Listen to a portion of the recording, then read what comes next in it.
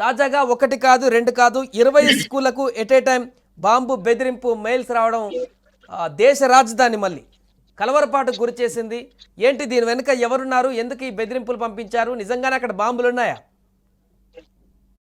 సాయి, ప్రస్తుతం ఆకతాయిల ఈ యొక్క పనులు ఏవైతే ఉన్నాయో ఇలాంటి చిల్లర చేష్టలు ఎక్కువైపోయినాయి. ఇక్కడ తెలంగాణలోనే కాదు, దేశవ్యాప్తంగా కూడా బాంబు బెదిరింపు కాల్స్ అనేవి విచ్చలవిడిగా చేయటం, అక్కడున్న ప్రభుత్వాల్ని, పోలీసులను వారి యొక్క పనిని డిస్టర్బ్ చేయడంతో పాటు అక్కడున్న ప్రభుత్వాల్ని కూడా వాళ్ళంతా కూడా డిస్టర్బ్ చేస్తున్నారు. అయితే దీనికి కారణం ఎవరు అనే విషయాన్ని కనుక కొద్దిసేపు పక్కన పెడితే, దాదాపు తెలంగాణలో, ఆంధ్రాలో మనం చూస్తే మొన్న ఏదైతే రాజ్ భవన్ కావచ్చు, అదేవిధంగా నాంపల్లి కోర్టు కావచ్చు, అదేవిధంగా ఇక్కడ ఉన్న కొన్ని క్లబ్బులు, నిజాం క్లబ్ కావచ్చు, దాంతో పాటు విజయవాడలో బెంచ్ సర్కిల్ కావచ్చు, ఇలా రద్దీగా ఉండే ప్రాంతాల్లో, రద్దీగా ఉండే జనావాసాలు ఉండే ప్రాంతాల్లో బాంబు బెదిరింపులు కాల్స్ అనేవి, ఈమెయిల్స్ అనేవి దాదాపుగా ఒక 2 నెలలుగా వందల సంఖ్యలో వస్తున్నాయి. ఇక్కడ మనం చూసాం రాజ్ భవన్ దగ్గర, అదేవిధంగా కోర్టులో, ఇక్కడ ఉన్న క్లబ్లో పోలీసులు పెద్ద ఎత్తున బాంబ్ స్క్వాడ్ కావచ్చు, ఇక్కడ ఉన్న ఫైర్ సిబ్బంది కావచ్చు, ఒక్క శాఖ కాదు, కేవలం ఒక 2-3 పోలీసులు పోతే జరిగే పని కాదు. ఇక్కడ 4-5 డిపార్ట్మెంట్లు, బాంబ్ స్క్వాడ్, బాంబ్ నిర్వీర్యం చేసే